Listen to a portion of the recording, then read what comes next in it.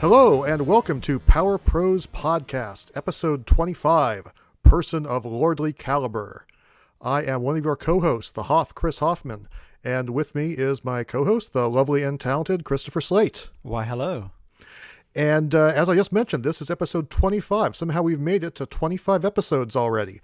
I wasn't sure we were ever going to get there, but we did, and it's going to be a pretty cool episode.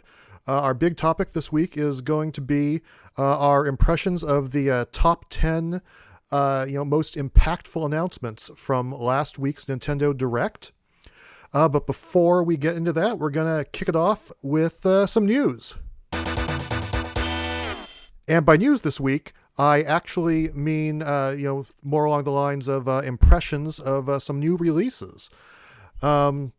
Just a couple of days ago, the new Animal Crossing game for Wii U, Animal Crossing Amiibo Festival, came out. And let's start by talking about that a little bit. Oh, it's so good. It's the game I've been waiting for all year, Hoff. Well, that's one way to look at it. No, actually, I do kind of like it, but I was trying to set you off because I don't suspect you enjoyed your first play of that game as much as I did. Personally, I thought it was fairly terrible. I would go so far as to say it's one of the worst things that Nintendo has ever published. Certainly the worst in many, many years. I just found it to be really, really, really simple. It's like, I felt like 98% of it was based on pure luck, and, the rest, wasn't very interesting either. I suppose I should say that I'm just referring to the initial board game mode that is the only thing available when you start playing the game. And there is other stuff, but you can't get to it right away. And considering how content light the game is, that seems like a big mistake to me. But geez, I had some friends come over and we played it in 3-player mode, and it was just so dull. I mean, granted, we were adults, and, this seems like it's aimed at children, but, unless you're like, really young, like 4 or 5 or something, I don't think you're going to get much out of it. Well, I mean, that's why I think my experience from it, and I don't necessarily disagree with anything you said, from the perspective of gamers like us who, and it's not even that we're looking for every game to, provide some kind of ultra rich, challenge or something. But still, I think for guys like us, it's not really the kind of Nintendo game we would normally be up for. But, I do have a couple of young kids, a son and a daughter, and I tried to play Mario Party with them on the Wii U not too long ago when that came out. And it was a bit of fun, but the problem is my youngest child, my son who's 5, he can't yet even begin to attempt to play the mini games.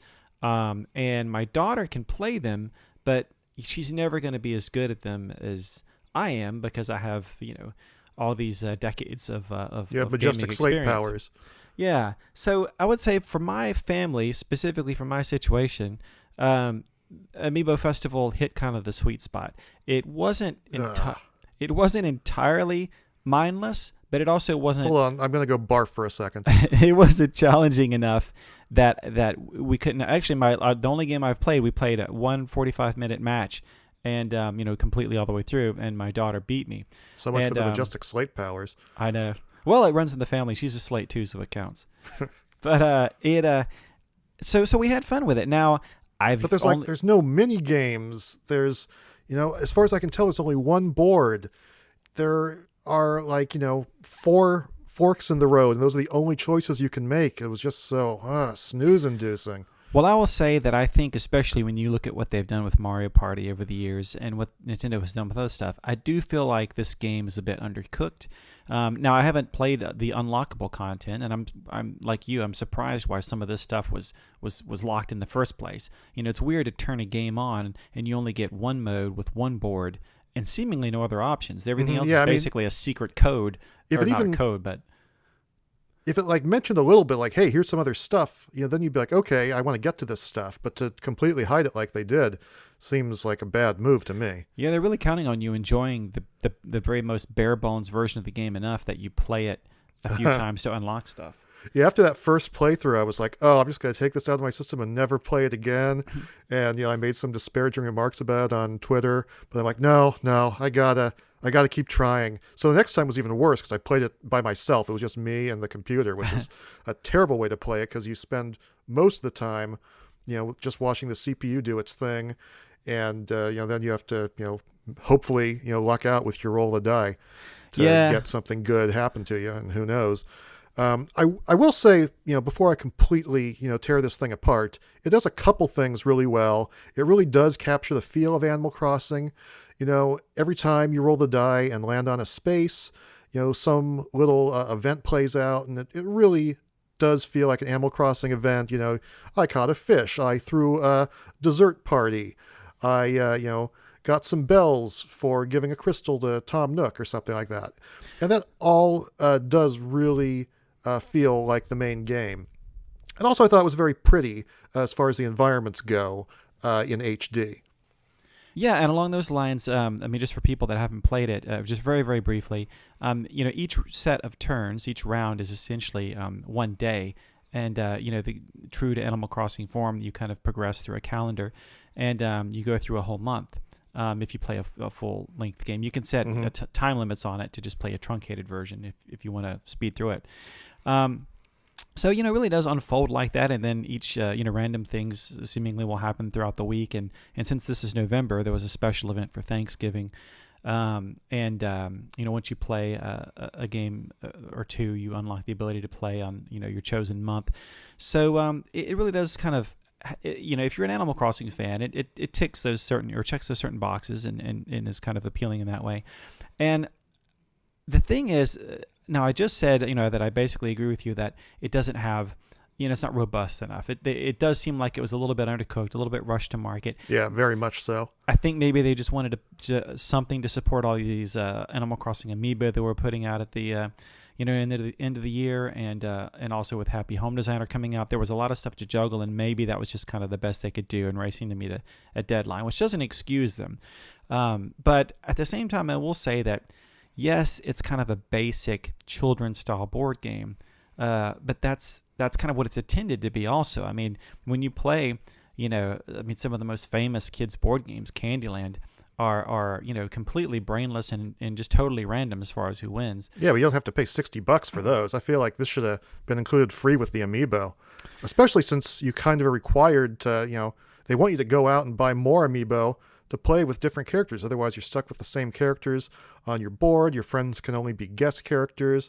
In the additional mini games, you're always stuck being the same three that come with the amiibo cards that come with it.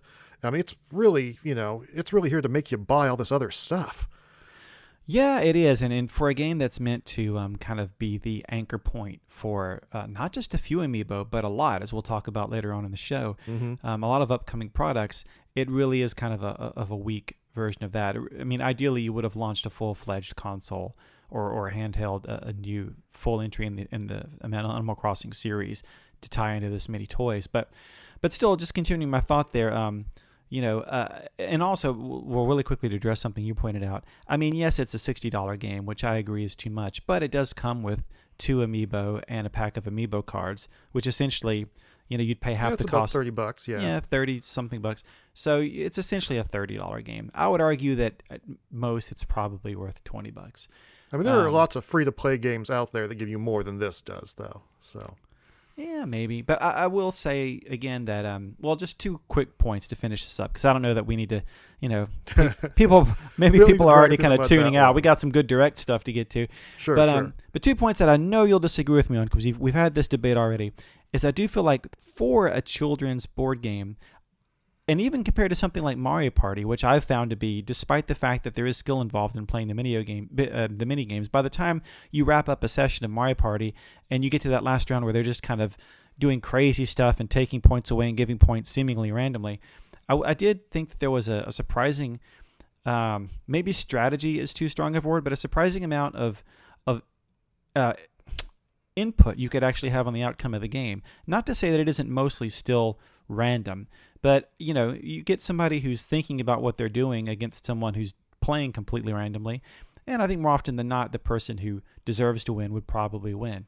And the key points in how you interact is once every week in the game, which is once every basically 5 or 6 rounds, you are given the option to buy turnips like the Animal Crossing games, and then when you each square that you land on from that point on in the week or from the next day following has a certain value assigned to it. So if you decide to sell your turnips on that spot, that's how much money you get back for them. So there's a little bit of a risk reward to that. Also, there's a few places on the board where you can decide which way to go, and do you want to? Very many. I feel like you're making it already sound more complex than it is. Well, I mean, it's exactly like I say. There's 4 or 5 spots on the board, right, where they have gyroids, and you can collect stamps, which give you a lot of happy points. You pretty much have to go to those if you want to win. Yeah, but at the same time, sometimes if you've got an option to go left or right, and right takes you closer. Oh my gosh, that's a huge decision, left or right. Oh my gosh, I don't think I could handle this. Well, if you are looking to go either towards where you get the stamp and the big happy point bonus, you might have to immediately land on some spots that are going to set you back. So there's, like I said, I'm not saying that it's like the board game Risk, or anything like that. But especially if you're playing with kids, there is a little bit of like trying to think about some of this stuff. How am I going to play this turnip stock market? How am I going to, which way am I going to go? When am I going to go for stamps? When am I just going to go for the immediate success? And then there's these special events that pop up, throughout the week where you can get special they cards. Randomly pop up. Yes. Yeah. It's random if you land on a space, pretty much. Yeah, but then when you go in there, but you always have to make the decision. Like randomly, you'll be given the option to buy these special cards, which give you special abilities like to roll a specific number on your die whenever you want to, or you can get abilities where if anybody who's playing rolls a certain number, you get a reward for that. So listeners, ignore him. He's making it sound like there's way more to this than there really is. Well, it's exactly what I'm saying. So you can decide for yourself, but this is like 2% of the game. I will say there's not a roll that I made where I didn't think about something. Whether I landed on it, I thought, should I sell my stocks now? Or I thought, should I play a special card? Or occasionally, should I go this way or that way?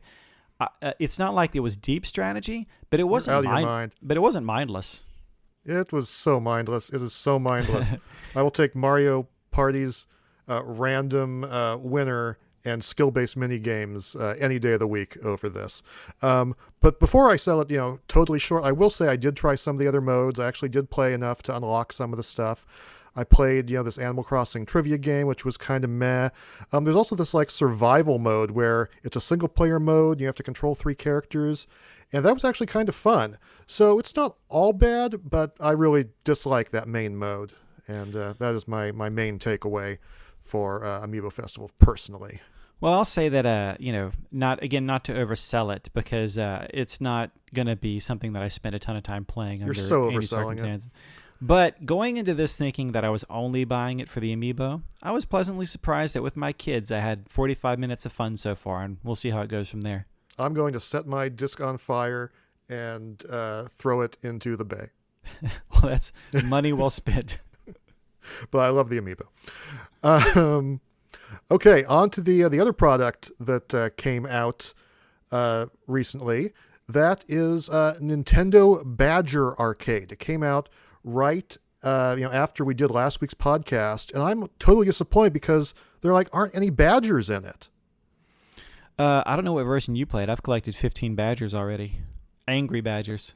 Actually, I think Angry Badger explains me as the user, because I could see myself becoming a quote-unquote badger, someone who collects all these things, but I immediately hate myself when I've spent that much money on these things that ultimately really amount to not much.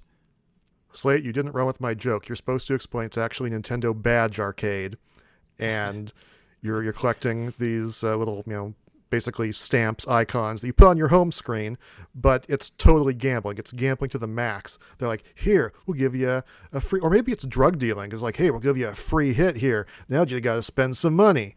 Yeah, we'll give you a little freebie, maybe tomorrow, but only once. And they really try to get you with this stuff, and they totally got me. They got me spending money to get these stinking 8-bit Mario sprites and 8-bit Zelda sprites and Mario Kart sprites, and or Mario Kart art, actually, not sprites from that one. And sprites of old Nintendo systems was the one that that was really tugged at me. Yeah, that was the one that got me the most, because you can use these to decorate your folders. It's like, oh, I can finally have like a Game Boy on the Game Boy folder, so I know what's there instead of just a letter G. And so I'm like, when are they going to have an NES one? Boy, I sure hope they have one for Game Gear. They never will.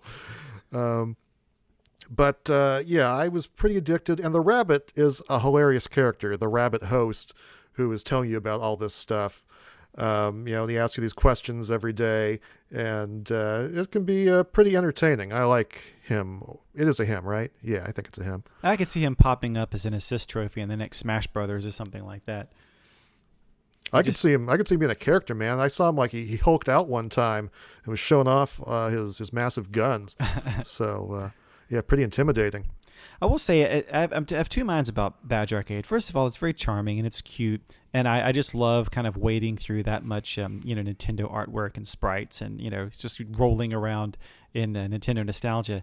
And it is kind of neat if you really put in the effort and the money to and the time to collect enough badges and themes to really deck out your home screen and make it look like something special. Yeah, for sure. And when I think about it, it's a very Nintendo way to approach skinning your system. I mean, they have just sold straight themes on the 3DS for a while now, and other consoles do it as well. But this is a real Nintendo approach where they gamify it, they make a game out of it, but the kind of nickel and dime feel of it.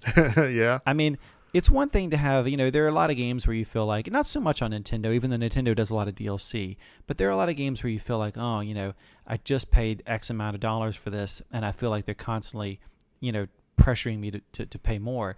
I've never seen Nintendo so as aggressively salesy as they are in this game. Yeah, I know. This one, you do your free play, and it's like, okay, you want to pay now? Oh, you paid $1. How about you pay $2? Oh, how about $3? Come on, give me more.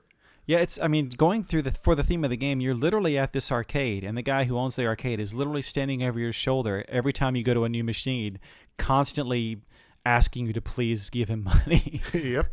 And, almost to rebel against that, I've been going in there daily, but I've just been going in and doing the free plays. And, if you, it's in the practice machine. Mm-hmm. But if you happen to nab the right practice badge and you flip it around at the end, and it's actually got kind of a free coupon for a free play on it, essentially. Mm-hmm. Mm-hmm. See, that's what happened. Turn that to into me. real into real badges.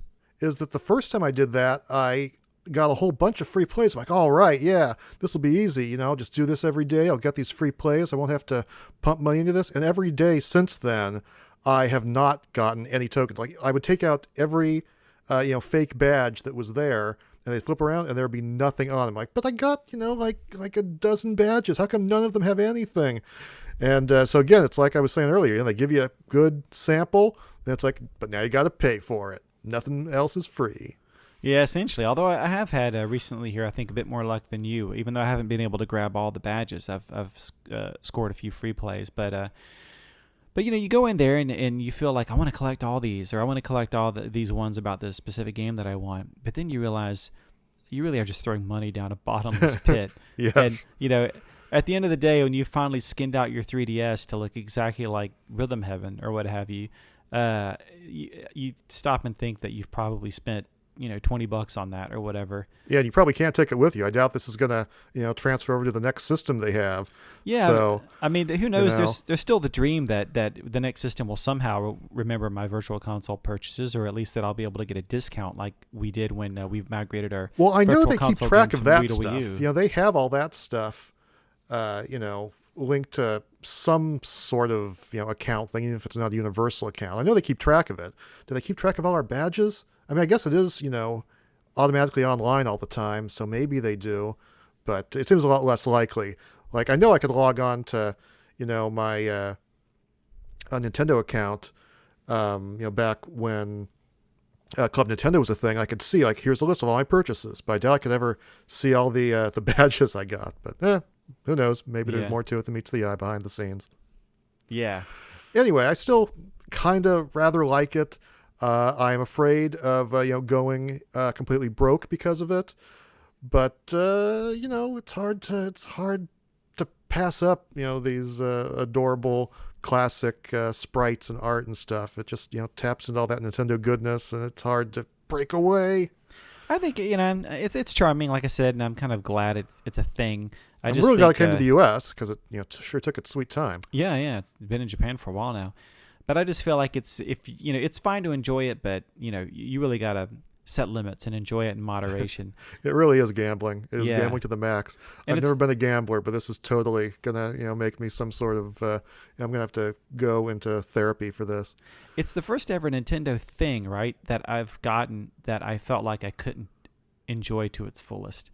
That even Amiibo, which has cost me a ridiculous amount of an embarrassing amount of money, or something like Fire Emblem Awakening, where I bought all the map packs pretty much and ended up spending quite a bit of extra money on that. Those were still kind of finite investments, but this is seemingly endless. And if this is something you really wanted to keep up with, and if you wanted to catch everything that was in there, oh my gosh, I can't even imagine how much it would cost you.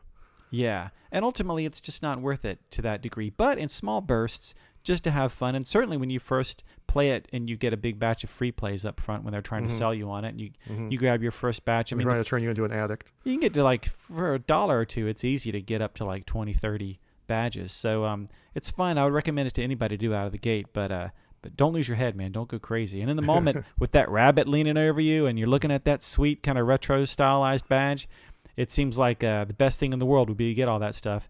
But I'm telling you, the minute I closed my machine after playing the other night, I was like, never again. Why did I do this? All right. Let us move on to a new topic. Our favorite topic, as a matter of fact, Amiibo. Amiibo! So first and foremost, just this past Sunday saw the anticipated release of Mega Yarn Yoshi. Were you able to get a Mega Yarn Yoshi? I was not. I mean, oh my gosh. My long story short, I normally would have shown up at least half an hour, maybe an hour, even though it was kind of a nasty rainy morning here in Northern California. I would have shown up at Toys R Us to get one, but my kid was sick, and my wife and daughter had been out late the previous night, and I just couldn't get out that early. So we basically said, I'll show up right when the store opens, and if I get lucky, I get lucky. If not, I not. Basically, I was like, there was 3 people were left in front of me in line by the time they ran out of Mega Yarn Yoshi. So, dude, I turned to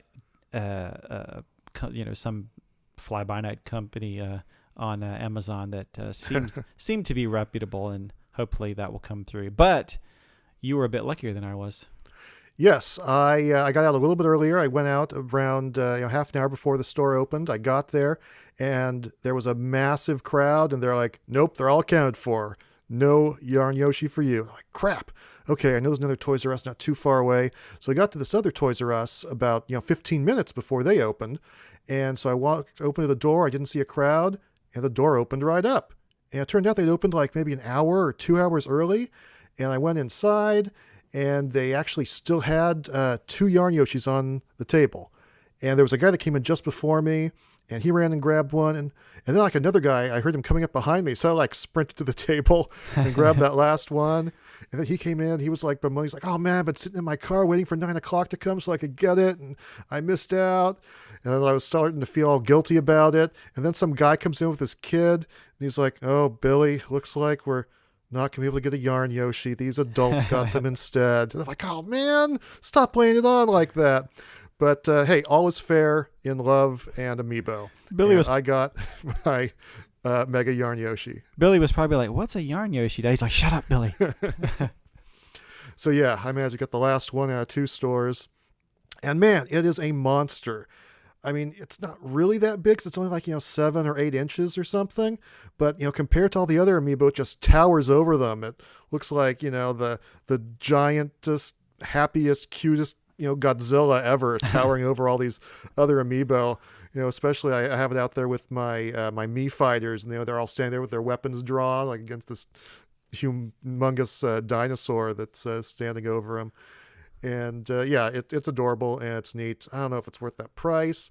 And it was $40, right? Yes, it was. Yeah, well, I paid just over $60 from my in Portland. So that's $20 you could have spent on badges.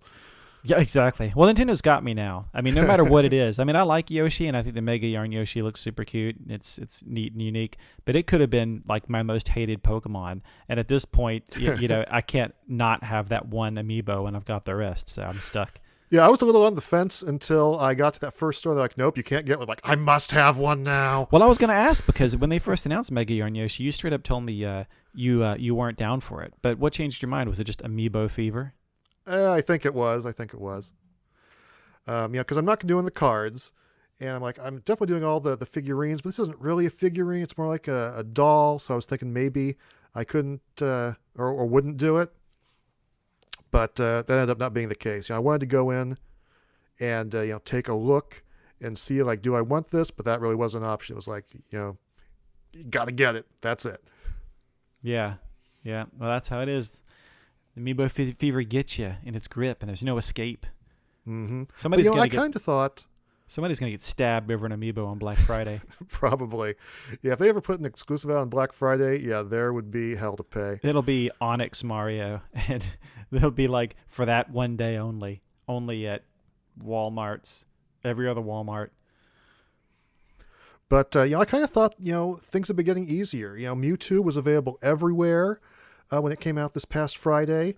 You can still get him. A lot of the recent waves, they've been pretty easy to get. The Me 3-pack, of course, the Retro 3-pack as well. And then all of the Animal Crossing amiibo that came out this past Friday have been pretty easy to get. So I was kind of surprised it was so hard to get Mega Yarn Yoshi. And I guess they had announced, this is extremely limited. But, the way things have been, I thought maybe it wouldn't be so bad. But as we proved, you never know with amiibo. That's true, and even then, even though it was limited, they still got about 20 or 30 per store from what I'm hearing. So yeah, which is like way more compared to the commons like Lucina, where each store got like 4. So yeah, so I guess, the bottom line is I didn't get one, but a lot more people did than when they were having these problems. I guess what I'm saying is extremely limited, as Toys R Us put it, is still quite a step up from the extremely limited that we had, months and months ago, when pretty much everything was just, you're either there 3 hours early or you get nothing. It's true. So I just mentioned the Animal Crossing amiibo, and I know that both of us got all of those that we could get our hands on.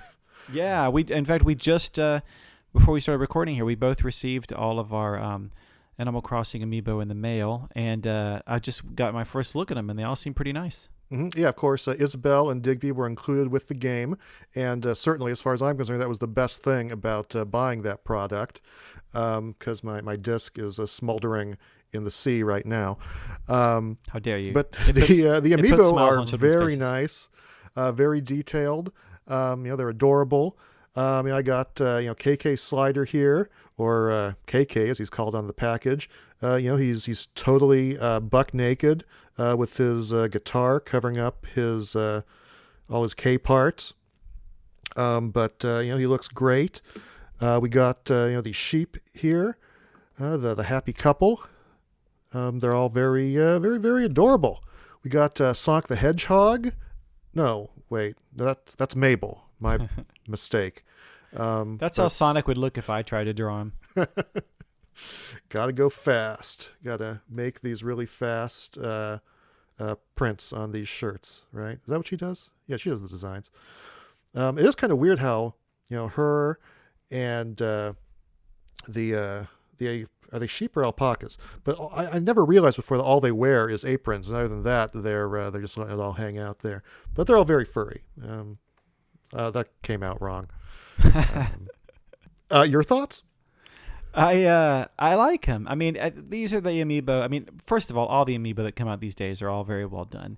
But it's always been true that with amiibo, the ones that kind of look the absolute best are the ones that are a bit more cartoony. And even within those, they still find ways to put, even on these simplistic designs, some really impressive detail. Like on Mabel, the apron has this texture to it that you can both feel, and that if you look very closely, I almost can't see it, there's kind of these stripes to the pattern that's on the apron that is an impressive amount of detail. And also, if you look at KK's guitar and the texture on Tom Nook's sweater, it's all very impressive. They all look great. They're great representations of the characters. Yeah, so it's really nice, and the bases are nice. How they add the kind of little ground and earth texture that Yep. unify the Animal Crossing amiibo series. My only worry is that I do like Animal Crossing. I'm not like a super fan of the franchise, but I have all the Yeah, I'd probably say the games. same thing about myself. Yeah, and I'm happy to have these, but as we'll talk about here in just a second, there's quite a lot of these Animal Crossing amiibo coming out, and my wallet's starting to get a little worried. I can understand why. Yeah, I like all these too. I even though Animal Crossing is not my favorite series or anything, I think that the amiibo are adorable, and I'm really glad to have added them to my collection. But we're going to be getting to the Nintendo Direct, shortly. But right now we'll cover the amiibo that were announced there. A lot of them we already knew were on the way, but we found out that Lucas from Smash Brothers and from Mother 3 is getting a January 22nd release alongside a bunch of Animal Crossing characters, those being Mr. Rossetti, Blathers, Celeste, and Kix, along with the Series 2 of the Amiibo cards. Yeah, like I say, I hope they. It seems like so far with the Animal Crossing amiibo, they're just sticking to kind of the I guess you would call them the fixtures of the town. The people that run the shops and things like that. But the moment they start getting to just the random animal that kind of sometimes moves into your town, then I don't. I mean, like I said, I'm hooked on amiibo, but I don't know that I could buy hundreds of of these critters. Yeah, I understand what you're saying. I like all the ones they've done so far, but yeah, I don't know. I'm probably in too deep. They could probably make as many as they wanted, and I'd be like, "Yep, got to go out and buy that." Because aside from those, they also have revealed from in-store kiosks that there are several more amiibo on the way. We got Cap'n, Rover, and Tommy and Timmy, which is it's just one amiibo with the two characters on it. That's going to be a Target exclusive. All those from Animal Crossing are coming. And also from in-store kiosks, we got our first looks at Ryu from Smash, as well as Roy. And apparently Famicom Rob is going to be coming to North America. That's crazy. Yeah, that was really surprising to see. And I don't think they gave him any other different name or designation, but the picture No. of Rob just shows him in Famicom colors. Yeah, and since the regular U.S. version is in the 3-pack, that's GameStop exclusive, I guess it just kind of, if they're going to be doing a standalone version, it kind of makes sense that it's going to be differentiated somehow. But yeah, that was completely unexpected. And on top of that, we have a gold Mega Man. It's going to be bundled with the Mega Man Legacy Collection coming out on February 23rd. So all kinds of amiibo stuff. Yeah. And then this coming weekend or Friday, I think Modern Mario is finally getting his official standalone release at Walmart. Apparently, some stores have already got him in, but I think it's I think this weekend is the official release. And as I may have mentioned, Lottie showing up at Target this Sunday. That is the 8th and final Animal Crossing meal from the first batch. Whew, November is a very busy. Obviously not all of these are November, but November is just stuffed with amiibo, and then going into January, we've got quite a bit too. I was most excited so far to see Rue. Anytime you show me a third-party Smash character, my mind still just is blown when I see Nintendo made a toy of a video game character from a different publisher. Mm-hmm. It just seems like such a rare and special thing.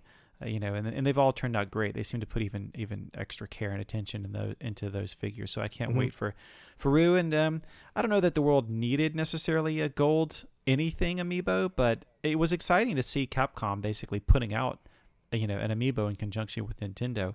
Mm-hmm. Yep. So of course, just like you, even though I only love Mega Man and don't necessarily worship Mega Man like yourself, I did definitely put a pre-order down for that solely because of the amiibo. Yeah, they could make like all the different colored Mega Mans from all the different weapons and all the different games. They're like, sure, I'm going to buy that. But fortunately, it hasn't come to that yet.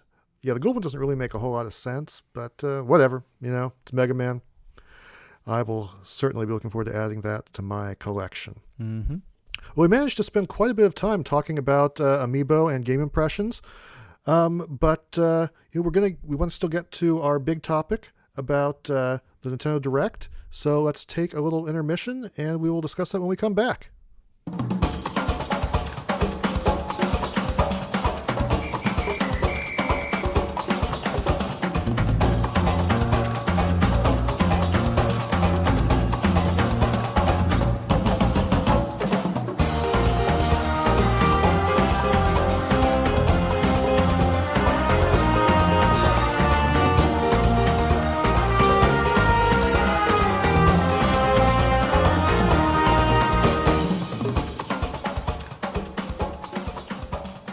All right, we are back, and we are here to talk about our big topic, which is the 10 most impactful moments from last week's Nintendo Direct. It had been a long time since we had a Nintendo Direct. The last one was, sometime before Mr. Iwata passed away tragically in July. And I think it was even before E3. I think they had the E3 one, which is technically not a Nintendo Direct. And, nothing since then. So, this was highly anticipated. We talked about some of the things we wanted to see last week. And, wow, pretty much all of our expectations were fulfilled. Yeah, I was really impressed. I think, short of showing like a brand new Zelda or Mario game that we've never seen before, I think they did just about as much as you could reasonably expect them to ever do in a Direct. There was a lot of cool DLC announcements, some brand new game announcements, a lot of exciting updated info on games we already knew about, a good mix of stuff that's coming out soon and still looking pretty far ahead into the future. And, as the best Nintendo Directs will do, and especially you want this before you go into the holiday buying season, I got the rules. It will break the internet, specifically NeoGAF. Is that what you're going to say? Exactly. It pretty much did for a while, I think. Yeah, it did. But it gives you that sense that going into next year that Nintendo's got a lot going on. Yeah, and actually it gives you a sense that there's maybe even a little bit more going on than there actually is, because when you see it all lumped together and you include DLC and stuff, it really feels like a lot when you don't necessarily see, a ton of releases every month. But yeah, I think they really, if their goal was to not only promote these individual products, but say, hey, look, yeah, Wii U isn't the success we would have wanted, and yeah, 3DS is a little bit long in the tooth, and of course we're heading into next year where we're going to start transitioning to NX to some capacity. But hey, they really convinced me there's still a lot of exciting stuff going on. They don't just have two dead systems sitting on the shelves, and there's a lot to look forward to. Yeah, it certainly felt that way to me. It just felt like, hey, there's a lot of stuff going on here. Please look forward to it. But specifically, let's go down this list of our top 10. Number 10, release dates. They gave out the release dates for several games that we'd already known were coming. But we found out that Mario & Luigi Paper Jam is coming on January 22nd. We found out that Star Fox Zero is coming on April 22nd. There are a couple others that we'll get to as other entries. But we also heard that Pokémon Tournament is coming this spring. And, all that is great to know and, stuff that we are much looking forward to. Yep, it's exciting to see 2016 start to take shape a little bit. Mm-hmm. Do you think that Star Fox is looking any better in the footage they showed? It was really tough for me to tell, and that was there was quite a bit of debate that I saw on places like NeoGAF, where some people were adamant that the visual quality had improved quite a bit since we last saw it, and other people couldn't tell the difference.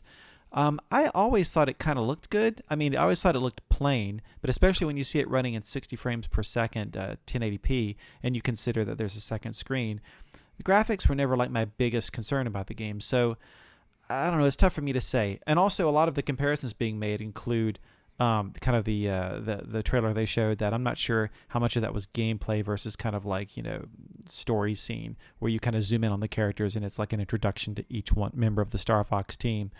But, I guess I'll just summarize all that by saying I think it's looking pretty good, and I'm encouraged that they took the extra time needed to polish it up, and I'm excited to finally get a chance to try it because I haven't even gotten to see it at E3 or anything yet.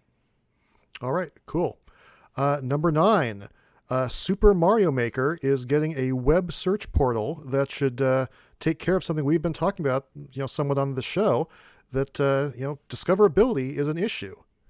Yeah, I will say that when they first announced Mario Maker on the Direct, and then that was all they showed, there was a little bit of a letdown. Although that's true. Some comments recently from the developers have made me think that I think they did specifically say that they considered Mario Maker and what do you call it? These weren't the right words they used, but like a continuing service, like an ongoing platform. So, sure. There's definitely more coming. But yeah, this is probably the number one thing, or rather it addresses the number one issue with Mario Maker right now is just how do you cut through all the garbage? And, not trying to be cruel to anyone. I mean, but if there's a bunch of levels. I just want to play some good levels. I want to play some enjoyable Mario levels, and that can be really hard because a lot of the stuff that's easily found it just plays music or it plays itself.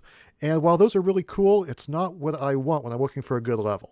Right, and also I really like some of the official levels that have been put up since that last update are very, very challenging. But there's a design behind them, and there's an intention, and there's a craft to it, and it's something you feel like, yeah, this is going to be challenging, but it's worth investing the time and maybe a little bit of frustration, because I feel like it's going to pay off in the end. But if you just play, expert mode in 100 Mario Challenge, 99% of the time you're not getting a level that's hard because it's been carefully built to challenge you. You're getting something that's hard because somebody in 5 minutes said, won't it be fun to have every question mark block spout an enemy, and I'm going to throw 3 Bowsers on top of each other and spikes all along the flagpole. Don't forget all the invisible blocks over the pit. God.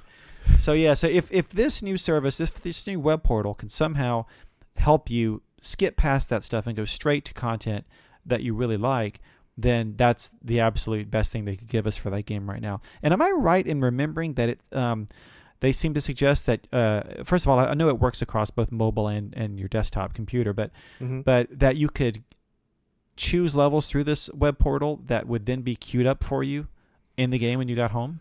Well, they implied there was something like that. I mean, I don't know if it's really something like that, or if it's like, okay, we'll give you the code so you can just type it in easily later. But yeah, they implied there'd be something along those lines. Well, the only thing I wish with this is that it was built into the game more. Yeah, exactly. That's the one thing that's kind of missing. But who knows? Maybe this is like, okay, this is how we'll solve it in the short term. Right. But in the long term, we'll figure out how to work it into the game. This is just phase 1. That would be great. Yeah. Yeah. So overall, I want to experience it and see exactly how it works, but I'm very encouraged that they're even, attempting to address it at this point. Mm-hmm. Most impactful moment number 8, the Triforce Heroes update. It's coming on December 2nd, and it brings to the Legend of Zelda Triforce Heroes a new Den of Trials dungeon, bigger than 30 stages deep, along with 2 new outfits. A lineback outfit, which lets you see inside treasure chests, and the Fierce Deity armor, which makes you stronger, lets you shoot beams. It really makes me wonder, first of all, that content's really cool, and second of all, it's great that it's free. But my mind started thinking ahead a little bit. I'm starting to wonder now how Nintendo approaches DLC during the development process. It's great that we're getting all this free content in games like Splatoon and Triforce Heroes, but it is strange that they're not charging for stuff like this. Yeah. It makes me wonder, is this stuff that they had originally planned to include in the game, but they just couldn't make the deadline, so they said, well, we'll just put it out whenever? Or do they see a real kind of ongoing business strategy in treating every game like a service, whether you're going to charge for it or not? And I'll tell you one thing it does do is it keeps people coming back to games that they may have even beaten or finished playing, because every time that they add some new significant feature to something, I know I usually go back and get back into it again. So if so, it's kind of maybe a smart decision. But yeah, it's not to get too far off subject, but maybe that's a bigger topic for another time. But it really does make me think Nintendo's doing something behind the scenes, changing the way they approach gaming a little bit. And it makes me curious to find out more about that. Yeah, I'm not sure either. I'm not going to look a gift horse in the mouth, though. I mean, I feel like, this Den of Trials thing really could have been, paid content for sure. It really does seem like a bonus dungeon. So the fact that it's free just seems, that's great. I will be sure to take advantage of that. And am I right? It's like a 30-story dungeon, essentially, a 30-room dungeon. They said more than 30 levels. Yeah. Right. And it really is kind of a marathon. I think you will. And the way they explained it, you have to destroy every enemy in each area to move on to the next. So it's a lot like, the Cave of Ordeals in Twilight Princess or something like that. Right. Yeah, I mean, great. Free content. Bring it on. Mm-hmm. And the more I play that game, especially in multiplayer, the more I like it. So, yeah, I'm not as far as I want to get, but I want to get all those costumes. I want to get these new costumes. It should be a lot of fun. I'm getting pretty far into it, and I'm playing, other than the couple of times we've played, I'm playing really just single player. And although you're playing with yourself. Exactly. And although it's you could be playing with me, but you're playing with yourself. What is that? This has gone off the rails. I don't know what's going on anymore in this show. First of all, you're pointing out all the missing or covered K parts on your Animal Crossing amiibos, and now this. What's going on, Hoff? But yeah, I think the more I play of it, the more I like it too. And it is a bit of a hassle when you're playing with yourself that you can't easily, make stuff happen sometimes. But I'm really into kind of the progression of it, and I'm far enough along now that I've gotten a good number of costumes, and I'm kind of nearing the end of the main story mode, although I still have tons of achievements to go back and get. And I just recently got a costume, the was it the Royal Regalia or something like that? Oh yeah, the one that gives you all the rupees. Gives you rupees. And normally in a game like this, you think, oh, okay, I'm going to get a couple extra rupees here and there. You go from freaking rags to riches instantly when you get that suit. Yeah, I know you slash open one hedge, and instead of getting like a single rupee, it's like, here's 2 red rupees. It's like 40 times the cash flow right there. Or it's like nuts. What I'll do is I'll go, and I don't even go into if I need to farm for money, I don't even go into a dungeon. I just do it right there in the little town area, and I just cut all the shrubs and it's like and literally farming for money. And yeah, exactly. And usually somewhere on that screen within, it takes maybe, I don't know, a full minute to cut down everything in that town, there'll be 2 purple rupees. So geez, nice. I mean, I probably spent maybe 10 minutes to get 3,000 rupees to buy some piece of frilly fabric that I wanted to collect for this cheerleading outfit or whatever. So it's a huge, you want to target that thing and get that suit as fast as possible, because it really makes the rest of the game pick up the pace. Mm-hmm. Yeah, I really wanted to do 3-player mode with my friends when they were over, but after playing Animal Crossing, all they wanted to do was nap, so it never happened. That was a tragedy. Okay, enough of that talk.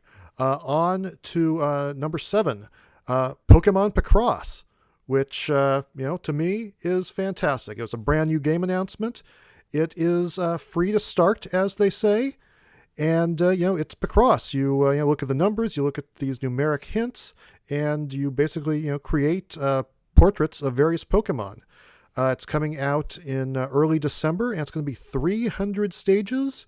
And I can pretty much guarantee that it's got my money. I will play the free stuff, and I'll be ready to play for the paid content as well. Well, I'm excited for it, and I'm not as excited I would be if it was for a different franchise. I mean, I fully respect the Pokemon games, and I've played through a couple of them, but I'm not the biggest Pokemon fan. So if it was like the whole world of Nintendo, unlocking puzzles of Rob and Mario and Link and stuff, I'd be more into it. But I suppose I would be too.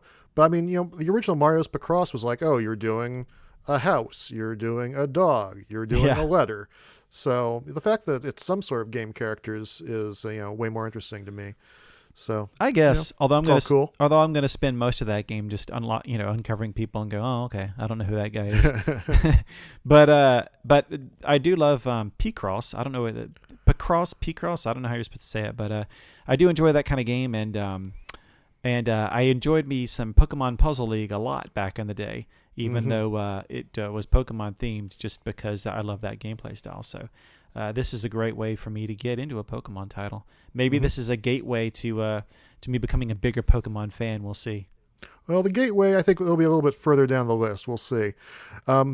I do have one more thing to say about this title, though, and that was that I was hoping they were going to announce a North American version of Picross 3D Part 2, which is currently out in Japan. And, it was not announced, but I think this is a fine consolation prize. Maybe it's even better. I'm looking forward to it quite a bit. Number 6 on the list, Fire Emblem Fates Special Edition. We knew Fire Emblem Fates was coming. We now know it's coming on February 19th. Before we knew there were going to be 2 different versions, as well as a third downloadable version, each one with a different aspect of the story. But it turns out there's something that's even better, and that is the special edition that has it all. Yeah, this was one of the best surprises of the Direct for me, because I was super excited about that game before. It was one of my most look forward to games of next year. Now you tell me I can get both versions, plus the third downloadable campaign, all in one box. The box looks gorgeous. And then I love the artwork for that series. So then I have an art book. It comes with an art book. And then it comes with also a beautifully designed printed, some of the cool artwork is printed on a 3DS XL pouch as well. So it's just a great kit. And also, not only is it a cool collector's item, but it just makes it easier to do what I was going to do anyway, which is buy all 3 versions of that game. Yeah, it gets you everything all in one fell swoop. Yep. The only question I have is maybe you found an answer to this, but I wasn't. It was unclear to me when they announced it. The third downloadable campaign I know is going to be available at some point after the main two versions of the game come out. Does that mean that what we're going to get in the collector's box is going to be just a code to download the game once it becomes available? Or I wonder if people who get the collector's edition might get the version of that or the third campaign earlier than everyone else. That is a great question. Let me call Reggie and see what he has to say. Hold on a second. Beep, beep, beep, beep, boop, boop, boop. Yeah. He's not available. Sorry. You'll have to wait for an answer on that one. Hopefully it comes soon, but either way, I'm there day one. In fact, I've already pre-ordered it. Mm-hmm. Yep, me too. And now, have you pre-ordered the DLC? Because I think that's already available. There is a map pack 1 that they have already announced. The first map is free. The other 6 maps are paid. And they've announced that that's already coming too. So even more Fire Emblem goodness. That's pretty amazing. And you can really pre-order the DLC? Yeah, I think you can actually pre-order it like through GameStop's site. That's crazy. I tell you what. Yeah, and they'll give you a code for it or whatever. I don't know. I kind of don't. I mean, conceptually, I don't like the idea of a pre-order of paying for something before you've had a chance to find out if it's really any good or not. Yeah. Generally, though, I trust Nintendo, and I've never regretted pre-ordering their titles. But I tell you, the day that I start pre-ordering DLC when there's really no reason to is the day that I really should just give Nintendo my bank numbers. Yeah, I didn't pre-order it either, but it is cool to hear that there's going to be all that stuff, and I'm looking forward to finding out more about it. Okay, next on the list, this is what I was alluding to earlier as maybe being your Pokemon gateway. That is that Pokemon Red, Blue, and Yellow are making a comeback. They're going to be, I guess, released as virtual console titles because it's the original games, pretty much in their original forms. And they're coming out on February 27th. Right, and I believe that's the anniversary of the when the original Pokemon Red and Blue first launched in the U.S., correct? I believe when they were released in Japan, actually. Oh, in Japan, okay. Yeah. And aren't they all being sold as a bundle, kind of, all three? I'm not sure about that. Yeah, I guess I need to check that too. For some reason, that was my impression. But what I do know is that, it's the classic games that started it all. Only you no longer have to use a stinking Game Boy to Game Boy link cable or whatever the official name was. Now you'll just be able to do wireless trading and battling with people, which should make things a whole lot more convenient if you want to catch them all.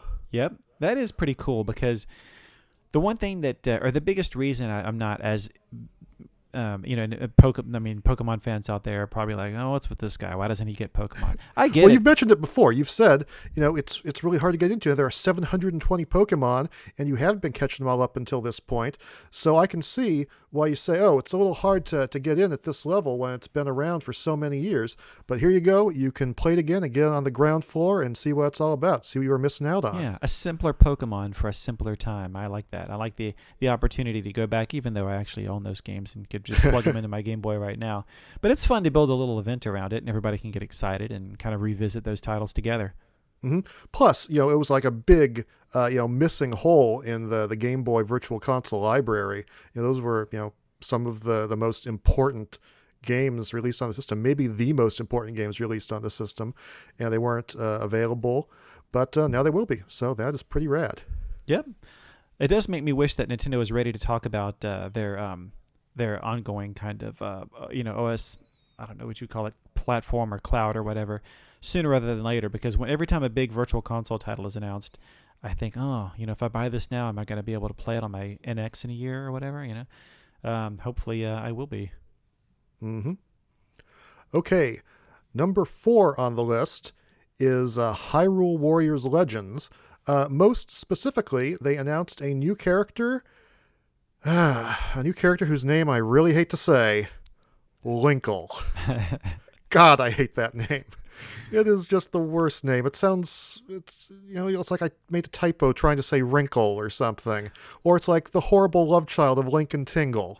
Or Link's brother who had problems and, lived in his shadow and just kind of sat in the corner drooling while Link went on his adventures. But it is none of those. It is female Link, the the one that was drawn in the art book that came out for the game. I think it was in a limited edition bundle when it hit Japan or maybe Europe. It didn't come out here anyway in the U.S. But yeah, there was a female Link as like a concept art character, and it even said Linkle back then, and for some reason it said, yeah, let's stick with that name. It's really good. But regardless of how awful I think the name is, people wanted a female Link for quite some time now, it seems. And in addition, she looks like a pretty cool character. She's a crossbow dual wielder, and looks like a pretty neat addition to the Legend of Zelda franchise. She is. I think I like Linkle with an asterisk. I think it's cool to see kind of. I mean, but the design very much is what if Link was a female character, and I think it's a good design. Looks kind of like a green Little Red Riding Hood. Yeah, I mean, she's cute without being overly sexualized, I guess, which is good. But the thing that makes me hesitate a little bit in like giving a full arousing endorsement of this is she's not a female Link. Arousing. Again, put those amiibo away. Stop. Get your mind out of the Animal Crossing gutter. But she is. She's not a female Link, and anybody who's been clamoring for a female Link, Nintendo should not fool themselves into thinking that they've satisfied that demand. I do agree with that. She is a totally separate character from Link in this story who has a similar name to him for some reason and dresses similarly for some reason. But I think what people really have been asking for is, look, the whole point of Link is that according to Nintendo, is that he's supposed to represent the player. That's why he doesn't speak. That's why he doesn't really give any strong personality traits, because they want players to be able to lose themselves in Zelda. Well, half the population is female, and Link is very much decidedly male. So if if it doesn't really matter to the story because Link never puts much of a personal stamp on these stories, then why not offer the ability in a normal mainline Zelda adventure to play as either a female Link or a male Link? I think that's ultimately what people want to see. And yeah, I totally agree. I would love to see it. I still think that I'd like to see him do that. And the Legend of Zelda fan, I mean, Nintendo games in general tend to have a pretty good amount of female followers. And the Zelda series in general, just anecdotally. Don't I know it? Yeah, working on Nintendo Power all these years, we got a lot of correspondence from female fans who really, really love that series. So why not put that in there? It takes, zero effort almost. And so we didn't get that. This isn't female Link. I don't want to blow it out of proportion. But having said that, it is, I guess, kind of a nice step in that direction. And she looks like a cool character, like you said. And I'll be happy to check her out in Hyrule Warriors Legends. Oh, I'll bet you will be. How dare you? Number 3 on the list, The Return of Dragon Quest. That was a nice surprise because it had been a while and it didn't look like those games were going to come over. Yeah, I mean, they'd made a couple of comments and people had asked about it, and none of them sounded really positive. But Dragon Quest VII, Fragments of the Forgotten Past, and Dragon Quest VIII, Journey of the Cursed King are coming out in 2016. 7 sometime in early summer. 8, we're not exactly sure when, but, I was afraid we weren't going to get them, and we totally are. And even if, Dragon Quest isn't like my favorite RPG franchise, I am going to buy the heck out of these, and maybe I'll finally beat them. Here's the question, though, Hoff. Were we really not going to get these? I mean, did it just take them a while to kind of make the announcement, or is this kind of was the initial plan not to do these, but maybe something changed their mind? Oh, that's also a great question. Maybe they discovered that the lineup is pretty light. We need to have something to flesh that out. I mean, during the Nintendo Direct, they even said, we're sorry that the announcement took so long, which kind of implied these had been in the works for a while. But, I don't have any further insight into that. Maybe when my call for Reggie goes through, I can ask him about that too. Well, what I was getting at is, Square Enix kind of let slip, earlier this year that they're looking at the NX as being a platform that will that they'll support with the next mainline Dragon Quest title. That's right. They showed Dragon Quest XI, and they pretty much said it was coming out to NX and sort of backpedaled on like, oh, we're considering NX. But it's also, coming to 3DS as well. So, with all that stuff going on, it certainly does seem like, there's a much tighter Square Enix and Nintendo connection, going on behind the scenes. Yeah, it could be a situation where Square Enix, asked Nintendo to publish these titles even though the Nintendo published Dragon Quest in the past never really sold terrifically well, from what I understand. And maybe putting out a huge mainline console Dragon Quest, which will still be of huge importance in Japan on the NX, was part of a negotiating tactic.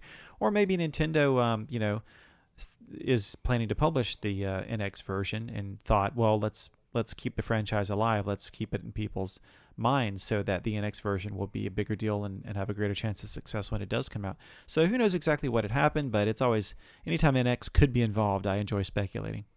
Mm-hmm. And any way you look at it, I'm really happy that the games are coming out here and that North America is not going to miss out on these titles. And we'll get to re-experience these classics. So good stuff all the way around. Yep. Number 2, The Legend of Zelda: Twilight Princess HD. It is real and it is looking spectacular. Yeah, they kind of that surprise had really been spoiled. It's kind of the worst kept secret on the Nintendo Yes, Direct. it was. But it was a relief to get official confirmation that it is a real thing and that it's coming, relatively soon. Mm-hmm. When was the release date again? March 4th, I believe. Right. So just a few months away now that we're wrapping up 2015, and not only that, but it's going to come with an exclusive amiibo of Wolf Link with Midna that looks really awesome. Yes, yeah, that's it was a nice treat. Some of the other Zelda games, had some freebie, or not freebie, but some bonus pack-ins with the special editions, and they weren't quite doing the amiibo thing yet, but now hey, it's even an amiibo. It's going to have some compatibility. That's really cool to see, and apparently the game is going to be compatible with all the other Zelda amiibo that are out there as well. That's right, and then you'll even be able to. They haven't said what exactly you're going to be able to save to the Wolf Link amiibo, but whatever it is, you'll be able to pass it on to the brand new Zelda game for Wii U when it comes out later in the year. Mm-hmm. I do want to make one little correction, though. You said it was an exclusive amiibo, and I'm not entirely sure that's true.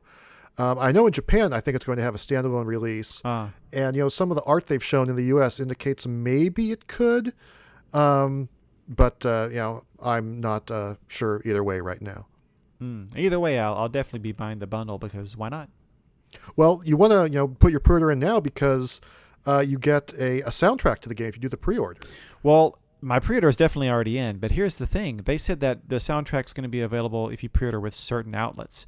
Yes, they did, but they didn't say which one. No, and of all the places I saw it being listed for pre-order, none of them mentioned a soundtrack. So no, they didn't. I'm definitely getting the game and Wolf Link amiibo. Who knows if I'm getting the soundtrack at this point? Well, I have pre-orders in at both Amazon and GameStop. Covering your bases, huh? Yeah, so, for one, I have these friends that always forget to put in their pre-orders, so I was kind of doing it for them. The same friends that want murder in my sleep after I made them play Animal Crossing, incidentally.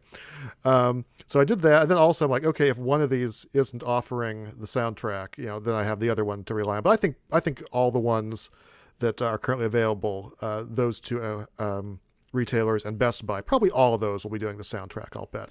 So, we're probably okay. We're probably covered. Now, where do you fall on the whole debate over the HD version's graphics? Were they a big enough boost for you from the original GameCube and Wii versions? I'll be honest, that part really isn't that important to me. I guess they are. I'm a little more excited about the fact this appears to be a port of the GameCube version. It showed that it had Link as a lefty again, and it showed that the world map was flipped compared to the Wii version, which of course is how it was originally made for a GameCube. And I've been meaning to go back and play that GameCube version for a long, long time, and this is going to give me that perfect opportunity.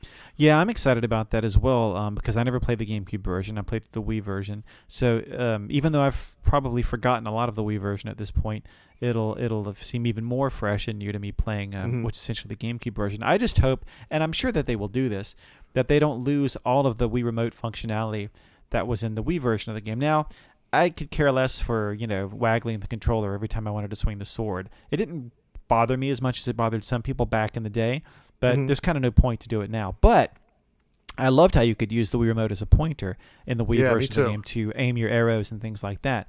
I suspect what they'll do, and maybe they'll support both of those. Maybe leave me a option to just flip the world so you can play either version of the game you want. But yeah, I'm hoping that there'll be like, a hero quest mode. Maybe that'll have the flipped world, or maybe it's just a built-in option or something. I would like it to have both normal map and flip map. That would be great.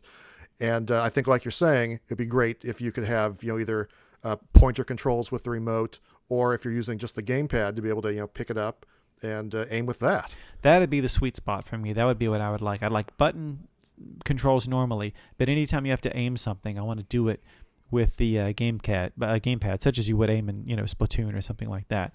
Yeah, that was a great inclusion in the Wii version. And they really, they showed us what the Wii U version of Twilight Princess looks like, but they really didn't tell us anything about it. There's a lot to reveal. No, they said all the details are going to be coming later. Yeah, so presumably they've gone in and they've massaged some parts of the game, just like they did for Wind Waker, just like they did for Majora's Mask and Ocarina of Time, to varying degrees.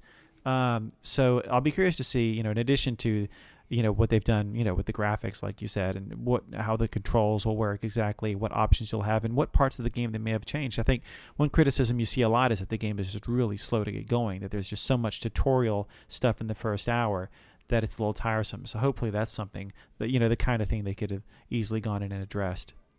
Well, for me, the big pacing issue was having all those bug hunts near the beginning of the game, and then not having any of that stuff later on, where you sort of didn't really require the wolf mode anymore, and they can't really do anything about that. But regardless, it's one of my favorite Zelda games, probably my favorite 3D Zelda. So I cannot wait. I'm very excited about it. It's one of my favorites too, and it's certainly one of the most content-rich Zeldas there are. It's tons of dungeons. And my last little thought on the graphics, just to chime in and answer my own question, is, it doesn't seem like as big of a jump as we've seen on some of the other Zelda remakes. But I did see some comparison videos online that made it seem like a bigger jump than I had initially thought. I think when you think back to those old games, you kind of remember them maybe as looking a little bit better than they were. And when you actually are faced with the reality of it, you realize that there is quite a bit of a jump. At the very least, I would imagine it's going to be 1080p, 60 frames per second, super clean, super sharp. Another little technical, quibbles will probably be addressed. And I think the overall effect will be quite nice when you finally sit down and play it. Mm-hmm.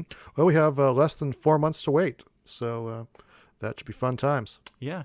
And, another nice little Zelda. We've had two Zelda. Whoa, at this point, we've had 3 Zelda remakes to tide us over while we're waiting for Zelda Wii U. That's true. That's crazy. If Zelda Wii U doesn't come out soon, they're going to run out of Zelda games to remake. I know. The remake of the new one's going to hit at the same time as the actual game does. You know what? Not sure what system it'll be on. Actually, you may be actually true, because an enhanced version could come out on NX and Wii U. So. Yeah, an enhanced version of the game could come out on NX at the same time. But speaking of the new Zelda for Wii U, they actually did show a couple seconds of footage of that as well. And while I certainly would have liked to see more, that was a nice little treat, considering I was not expecting it to show up on the Nintendo Direct at all. Yeah, it's nice because there's no reason not to show a little something, just to prove that it still exists, it's still a thing. And they confirmed that it's for 2016 still, and they reconfirmed that it's still for Wii U, or at least one version of it will still be for Wii U. So, no new news there, but it's nice to see it. Mm-hmm. Nice to get a little reconfirmation. Yep, indeed. Okay, so our number one most impactful moment from this Nintendo Direct. Cloud Strife coming to Super Smash Bros. Believe it or not. From Final Fantasy VII coming to a Wii U and a 3DS near us. I never would have guessed that in a million years, and after how everything's been leaking for Smash for so long now, my mind is blown that they were able to keep that a secret. Yeah, it is pretty crazy in more ways than one. Like you said, all that stuff leaks. And then, it's just not what I would have expected. Square Enix definitely deserves a spot on the roster. But, I figured, if they did it, who would it be? Would it be someone who just sort of, kind of generic mascot character? Would it be a Chocobo? Would it be a Moogle? Maybe a Slime from Dragon Quest?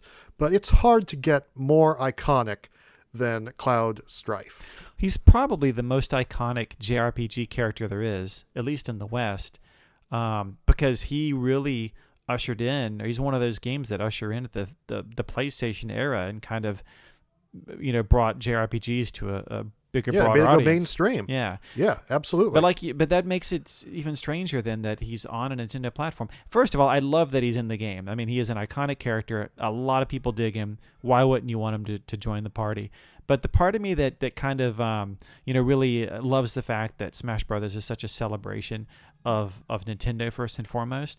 And even though some of the ties to Nintendo are a little bit tenuous, Cloud has almost no tie to Nintendo, and not only that, but he is as much, even though he isn't a first-party Sony character, he is as much a PlayStation icon as any character there's ever been. Yeah, as much as Crash Bandicoot or Lara Croft or anything like that. Yeah. I mean, he is one of those handful of games that defined the PlayStation revolution. So to see him show up on a Nintendo platform feels a little bit weird, but hey, at the end of the day, do I want him erased from the game? Absolutely not.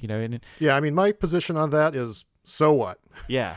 But he looks great, and it is a little odd, but yeah, he's a fantastic addition. He also seems to bring some unique gameplay attributes to the game with his limit breaks, and then his stage Midgard looks incredible with all the summons monsters and things like that. Yeah, just think of all the great music it's going to bring as well. And also, as a Smash fan who kind of turned my nose up at such a blatant copycat game as PlayStation All-Stars, it's nice to see that Cloud appeared in Smash, but not Sony's game. Yeah, I mean, now Nintendo has made a better PlayStation All-Stars than Sony did. So, Yeah. But yeah, it's weird, people were like, Snake, he's not very Nintendo-y, but he's had like at least 4 starring roles on Nintendo platforms, and Cloud hasn't had any. Yeah, and the game that established Metal Gear as a significant franchise was on the NES. I mean, obviously Metal Gear appeared first on the MSX in Japan, but it was the NES that kind of made that franchise a household name. So yeah, of course it makes sense. In North America, that's where everyone first experienced it. But again, my position is, who cares? Cloud is pretty cool. I guess another way they could have gone would have been, like Sora from Kingdom Hearts, because at least he's had several starring roles in spin-off games on Nintendo systems. But we keep coming back to the fact there's like no one more iconic than Cloud, and he just brings so much cool stuff with him. Maybe there'll even be some Final Fantasy themed assist trophies as well. That would be pretty neat. And also from a business perspective, at this point, Smash has been out for a long, long, long time, and you increasingly, the longer that game's been out, the more you really have to grab people's attention to bring them back to the table. I mean, obviously there's a contingent of hardcore players that never stop playing the game, but for lapsed players, you can't necessarily get them to come back with Black Mage or a lesser kind of known Square Enix character. But Cloud is definitely someone who's going to get a lot of attention and get a lot of people back spending their money and playing Smash again. Yeah, like we said, it kind of broke the internet a little bit. And, like we were saying, maybe there's more going on behind the scenes with Square Enix than, just putting him in the game. Maybe it's because they're preparing him for the Final Fantasy VII remake on NX. I mean, that would be pretty darn amazing. Just thinking about that, Final Fantasy VII on a Nintendo platform. I mean, there have been rumors for years that there had been remakes that had been started or at least prototyped, for past handhelds even, I believe. Yeah, I've heard, rumors of, maybe I'm trying to bring it to DS or something like that. But it really makes you think if and why not? If the NX is powerful enough to handle it, if it can at very least, bare minimum, go to toe-to-toe graphics-wise with the PS4 and the Xbox One, and if they're smart enough to put it on architecture that makes porting games, third-party multi-format releases easy enough to bring to a Nintendo platform, why wouldn't the Final Fantasy VII remake be on there? But still, it's just been so long that we've had a true mainline Final Fantasy title on a Nintendo platform, or that we've enjoyed, some of getting the big AAA multi-platform titles on a Nintendo platform at all. That it's like, what an amazing world it would be if this game appeared on the NX. Yeah.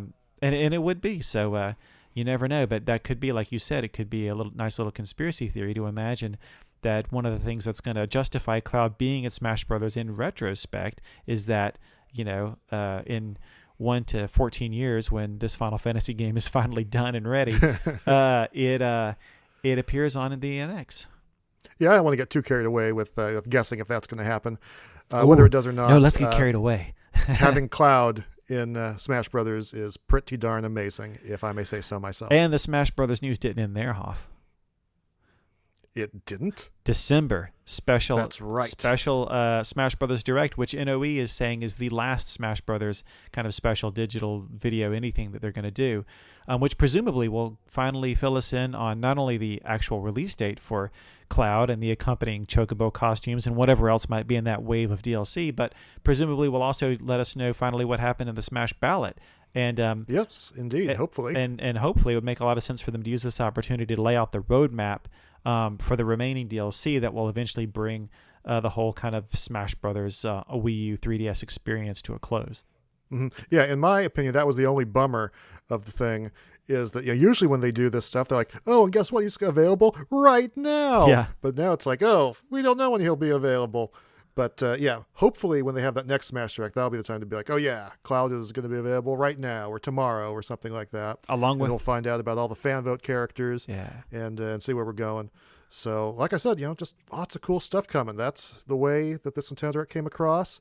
I think it was one of their best ones ever, and really made things look bright in the foreseeable future. Right, and as much as we fans have complained about kind of the droughts and things like that, which are real and should be complained about, I feel like Nintendo's getting into the swing of things when you combine their toys and DLC and how the games are just being built now to be richer, longer lasting experiences.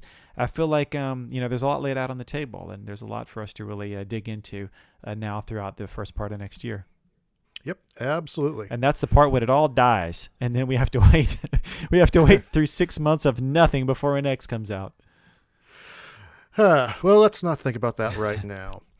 Instead, I think we will wrap up this episode with a dramatic reading.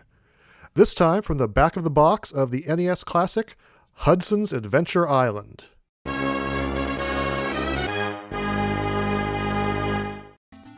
You just found out that Princess Leilani was kidnapped by the evil witch doctor and taken to Adventure Island in the South Pacific.